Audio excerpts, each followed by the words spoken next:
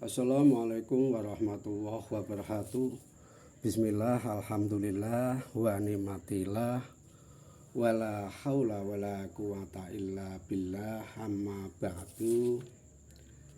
Salam tetepangan malih para kadang kinasih ingkang tansah kula hormati. Mugi-mugi wonten ing wulan suci Ramadan punika kula lan panjenengan sami tansah diparingi sehat walafiat mboten mawi alangan satunggaling punapa-punapa, tansah paringana diparingi rezeki ingkang makathah-kathah oleh Allah dening Allah Subhanahu wa taala. Amin amin ya rabbal alamin. Teng mriki kawula badhe niku paring pitedha utawa jaringan kados dene kados pundi tandha sawijining tiyang wiwit urip nganggo rasa sakmenika kalih wedharanipun. Dene kados pundi tandha sawijining tiyang wiwit urip nganggo rasa sak sampunipun mangertosi punapa ilmu rasa niku. Lah pitakonanipun nggih punika salajengipun inggih punika kados pundi kita saged mangertosi bilih rasa ing jero diri wiwit tuwuh. Rasa mboten ketinggal kados kawruh, panjenenganipun mboten saged dipun ukur kanthi angka. Lan boten saged dipun pamerake lumantar tembung, ananging rasa saged dipun raosake saking owah-owahaning sikap lan tata laku. Ing ngandhap punika sawetawis tandha bilih sawijining tiyang wiwit urip nganggo rasa ingkang nomer setunggal inggih punika boten gampil kesinggung. Wong ingkang tasih kaprabawaan dening pamrih lan karemenan diri gampil krasa kenging serangan dipun remehaken utawi boten dipun ajeni.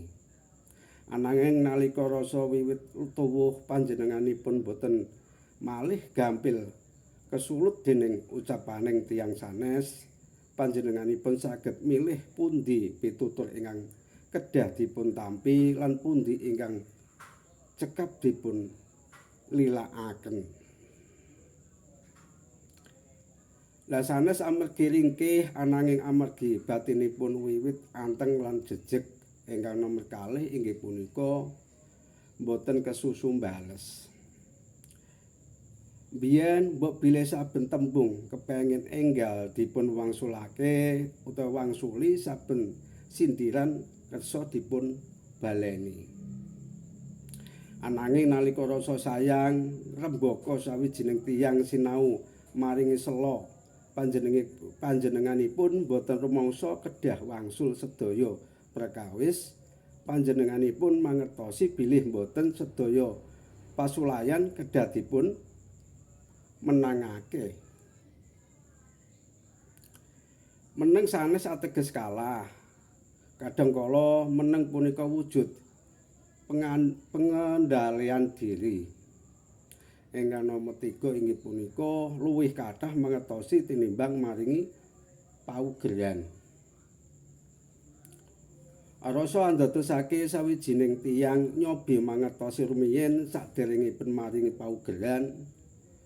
Panjenenganipun eling bilih saben tiyang anggadhahi beban lan lelampahan gesang ingkang beda-beda, awit saking punika panjenenganipun langkung ngati-ati nalika ngraosake lan nemtokake welasan lan pengkraos tuwuh nalika rasa saya kiyat.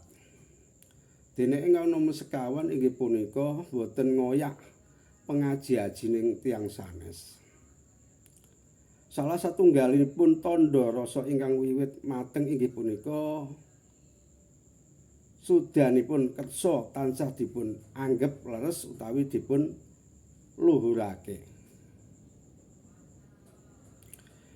Panjenenganipun tetep nindakake kabecikan senajan boten wonten ingkang maringi mireng utawi nyumurupi panjenenganipun tetep jejeg ing leres senajan boten dipun puji kalih tiyang sanes niku wau. Amargi ingkang dipun jaga sanes paupan njawi ananging kejernihaning ati utawa batin.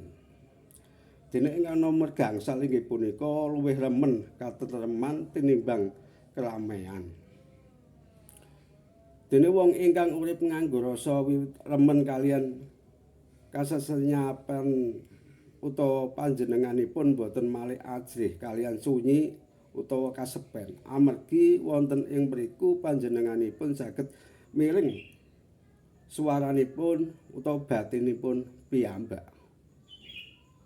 Sanes ateges boten temen sesrawungan ananging boten milih anggantungake ketentreman dening rame lan gumbragaing donya utawa gebyare donya. Dene ingkang nomor penutup inggih punika urip nganggo rasa sanes ateges dados pendiam utawa nyingkiri gesang. Urip nganggo rasa ateges sinau ngendhaleni diri, nenangake batin lan boten gampil kegawa dening reaksi utawa emosi. Dene rasa tuwuh alon-alon lumantar sabar eling lan kesadaran kangge benerake awake kiambak utawa benerake diri sendiri, mbok bilih kita dereng sampurna urip nganggo rasa ananging saben kita milih nahan diri tinimbang bales ing mriku rasa saestu wiwit sing diarani tuwuh niku wau.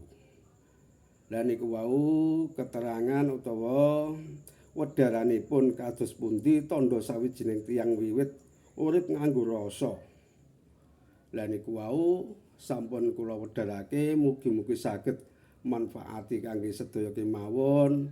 Mugi-mugi kita sedaya diparingi kekiyatan dening Allah Subhanahu wa taala sehingga saged angenjalani ibadah siam wonten ing wulan Ramadan punika. Mugi-mugi kita sedaya ugi diparingi kesehatan oleh Allah Subhanahu wa taala. Kala kinten nggih ngalap cekap kirang langkung nyuwun agunge papunten. Wassalamualaikum warahmatullahi wabarakatuh.